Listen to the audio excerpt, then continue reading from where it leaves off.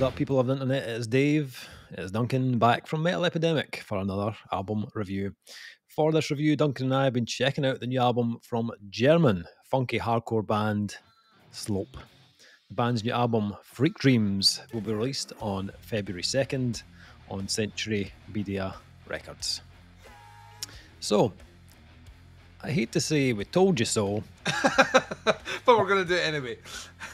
We fucking told you about these guys 2 years ago. We reviewed their last album, Street Heat, and we said at the time, do not sleep on Slope. And we've been proved right, and now when I say I have a 9-inch cock, you can take that to the bank. Swinging it like Indiana Jones swings his fucking lasso. That was not required, Duncan, but thank you. Some people would say, well, that some person is me. I would say it does. Okay. Pertinent, apparently. Slope are now back to get freaky in your dreams.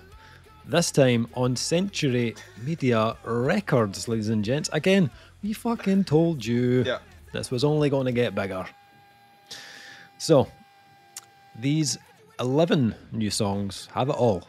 Diving deep into the funk, melting your mind with weird timings, huge monster grooves, smacking bass lines, and a mountain of huge and brutal riffage. The band comments on their new long player as follows.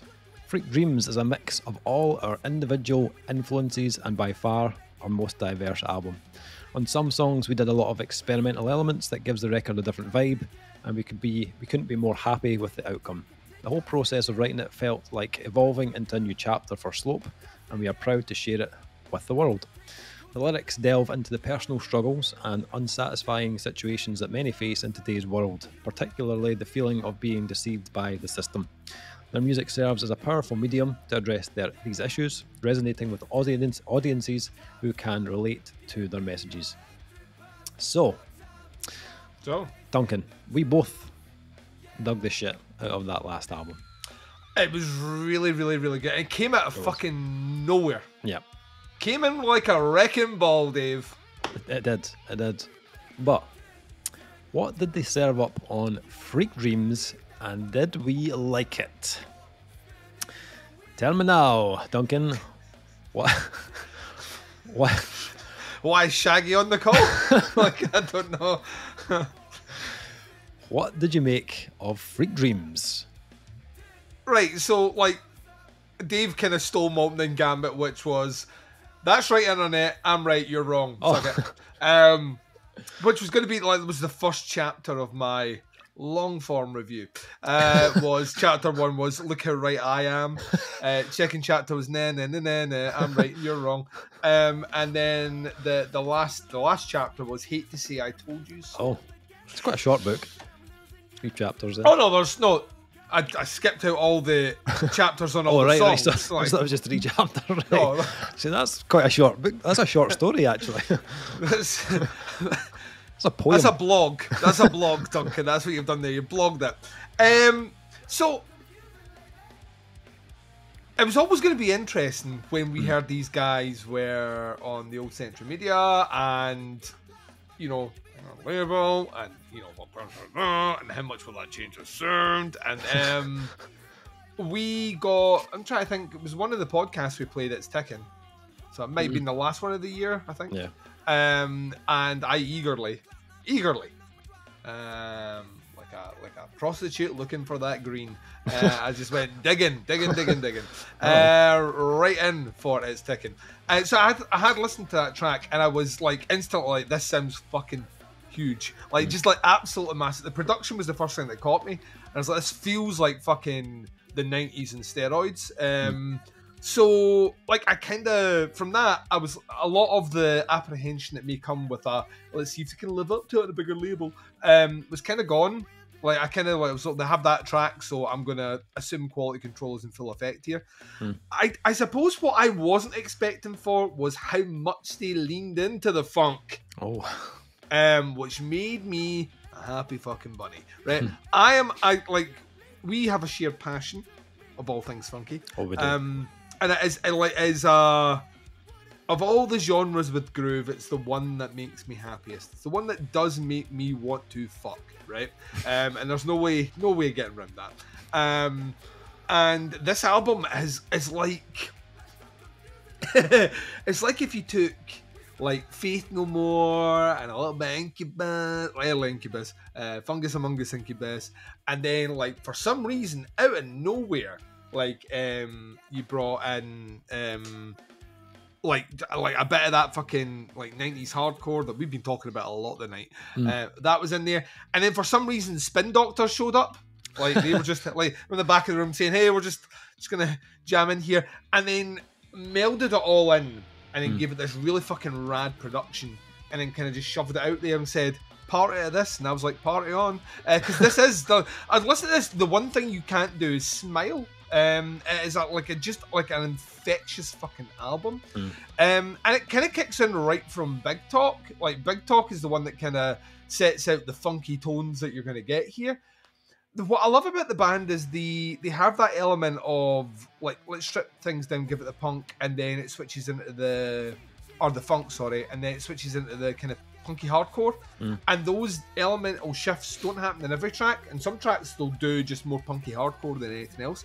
And in other tracks they will lean into the punk and the funk a little bit more, so you get those kind of like punky beats, but there's fucking funky bass that will just walk for days. And the bass player will just walk and walk. Should be what he should be? Should be a professional walker. Get him in the Olympics. Get him a gold medal. And like the bass playing on this is just fucking ridiculous. I think I prefer the vocal production on this release than I did in the last one, even though it does have a more Mike Patton-esque feel. Kind of difficult to get away from that. But it really fucking works here. I think on the previous one, I could get the tone, but I couldn't get the melody. And on this one, I get more of the melody. It's like the tone stuff is now tonal, and it fits really, really well in there. That experimental instrumentation they're talking about is really smartly used. On Big Top, they kind of use kind of echoey, instead of like gang vocals, it's kind of echoey. It's kind of stuff that kind of kicks in. I love the playfulness of the time signatures, like, so they will be kind of you're like kind of just like right in the groove, but then they'll kick up with a little bit of pace on an interlude, or maybe even in the chorus, and they never use the same formula in any one track more than once, which is smart. And none of these tracks are what I would class as like difficult to get your head around. It's not as if they're throwing polyrhythms at you. No, they're just being playful with the song structure, which funk is supposed to have. Like, funk is supposed to be very, very, very playful. It's supposed to like show off the dexterity of the musicianship without being jazz. Like, we're like that. Oh, they're great musicians, but where's the one? Did someone point out the one? Like, funk is like the distilled party version of that. And Slope have that for days. This is like one of the easiest listens I think we've covered in a long fucking time. It's 12 tracks, it's 35 minutes long and change.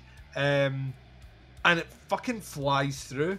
And generally when there's a track, like the middle mark on this one here is It's Always You, which is 23 seconds of the band tuning their instruments. Which generally I would fucking hate, and I would be here browbeating the band for wasting a track on that one. But actually, True Blue kicks in right after it, and it kind of feels like they were all in one room. A guy mic'd up everything and was like, "Go." It just has this like live sound, live recording vibe with it. The drums are a bit as 90s as Get Out.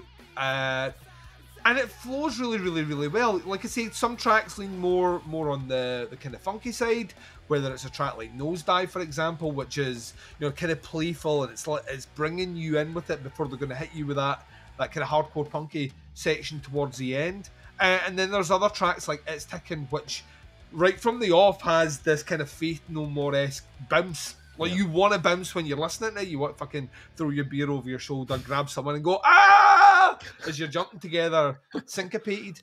Even the back, the beauty of this is the back half is as interesting as the front half, which you don't always get with this. When the aforementioned bands I'm like when I listen to Faith No More, I'm never like the entire album's amazing. I tend to be like, oh, like the front half's either really good or the back half's really good, depending on what kind of version of it. Or even Incubus to an extent. Incubus have drop off at certain point. But what was interesting about it is the balance of how they've constructed the songs and how they placed them on the album make this incredibly Moorish. Like it's a very, very, very easy listen, and you kind of always feel like when there's a funky bit, you're going to get some metal in a bit, and then it kicks in, and then when we're kind of hitting that kind of aggro hardcore, there's a bit to be a wee funky bit, and things are a bit get playful. Yeah, I think this is one of those clear examples of a label seeing something in a band that we saw as well. But at the same time, a band taking that opportunity to completely level up across everything. Like I love that previous album. I think this is a colossal shift in the right direction. Great for Century Media. This is the diversity labels need to have. Yeah. And that the beauty of a band like this is you could I think we said that when we originally listened and reviewed the previous album. Like you can like slot this in on loads of different bills and it's just gonna fucking slam. It really, really, really is. Yeah, Slope are the real deal. Metal Epidemic told you about it. This just reinforces it. Freak Dreams is kind of awesome. Like it's one of those like it is a good time front to back, and I'm happy to be here for it. Nice. Man, I love Slope. I'm just going to put that right out there, right at the start. Like, and I think like coming off of last week's bunch of albums that we reviewed, they were all kind of like doomy, industrial, blackened albums that we covered. Oh, it was noted, Dave. It was noted.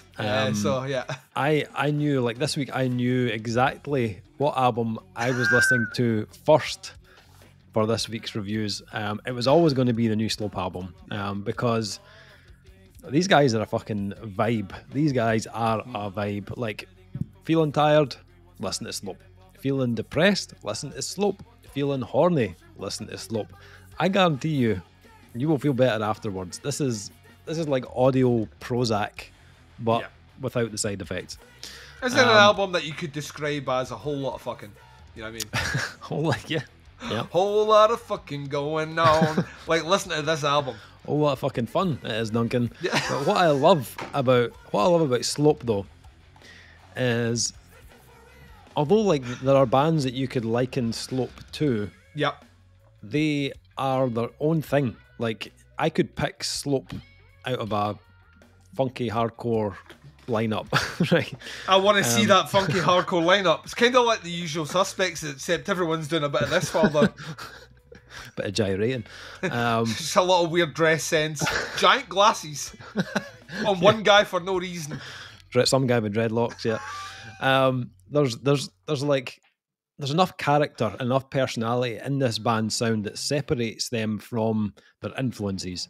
And if their last album, Street Dreams, was a kind of statement of intent, then Freak Dreams is the band taking things to that next level. I love the fact that they've not come back with just a repeat of Street Heat, but they've come back with something that's still fundamentally Slope, but also even more interesting for us as listeners to get our teeth into. I feel like there's more to love on this album. I was a big fan of Street Heat, but this for me actually has more staying power than that last album. I feel like there are more memorable moments on this, and I think that's down to some of the formulas just being a bit more varied overall. I think they've definitely pushed the boundaries of what they did on Street Heat to new places on this one. I feel like I agree with you. I think they've got funkier. I think they've got heavier at parts. But they've also counterbalanced that with a lot of really cool, clean sections. So it never becomes like too much of one thing. I also think they've channeled even more of a 90s streak on this album. How is that possible? I know. Because I think if you could do like a fucking word count on the previous review that used the term 90s, it's in double digits. On this one, that's kind of like they were like, "Oh, that wasn't the 90s. This is the 90s." Yeah. And like they've always had that. Like there's always had like a hint of that like early Chili's kind of like Freaky Styley or like Mother's Milk kind of era. or even like 90s Dog Eat Dog. Back, Dog like, Eat Dog, man. Yeah. Like back when those bands weren't so much like focused on writing radio friendly hits, you know, they were just putting out big funky bangers with grooving riffs for days. And that rawness from that era is all over Freak Dreams. There's some of it in the character of the production for sure. There's even a Suck My Kiss reference on True Blue as well, which I was like, what? Oh, hold on, I see what you did there. A little nod. But the difference being, I think Slope on album 2 are already showing that they are ahead of where they should be at this point in their career. Ahead of where all those bands that they are referencing were on their second album. So, absolutely. Yeah. I think the songwriting on Freak Dreams is another huge step forward. It sounds to me like the band have tweaked kind of small elements since the last album to make these tracks even punchier and catchier and more addictive. And like I wasn't kidding earlier, this is like Prozac, this album. Like it's one you can just keep going back to. I think one of the biggest improvements for me though is the array of vocal styles and tones that they've used on this album. It never gets boring from a vocal perspective. And I never even clocked this before, but there's 2 vocalists in Slope. Yes. Simon and Fabio are the 2 vocalists, and between them this album kind of has everything. Like if you want something really like percussive, then there's like no problem. Like if you want really kind of aggressive hardcore, you've got that. Gang vocals, you want some melody, you want some rap, like, or you want it to go quirky, like it's all here. And again, it's even more infectious this time round. I especially loved there's a kind of like these kind of like echoey vocals on Why Sad. Yes. Which was like a little bit kind of like Turnstile-esque in a way. But then the aggressive stuff on the last 3 tracks I think are absolutely killer. I think the opening to Ain't Easy is one of my favourite, like where you feel like it's going to go fast because it's like da, da, da, da, da, da. You hear this like fucking snare roll and then it's just like a like you're like, what the fuck are we doing? Gang vocals like right at the start. It just it's the playfulness and the songwriting that's really, really, really, really clever. It's just they're just dialed into, you know what would be cool here, and it'll work. Like, there's a lot of bands that do. You know what would be cool here, and you listen to it, you're like, yes, cool, but not great for the song. And like all the way through this is just like that's cool and it works in the song, and it kind of keeps you. Like I said before, it's not difficult music, but it keeps you guessing, keeps you thinking. Yeah, I also think that kind of last chapter of the album, it's absolutely fire, that last part, but it's very clever because they go from Ain't Easy into Freak Dreams and then they close out with Out of the Blue into the Black. Yeah. And it's like, it's a 3-way I will happily play on loop. Yeah. But I think it also, when you get to the end of the album, also just makes you want to start the whole thing again.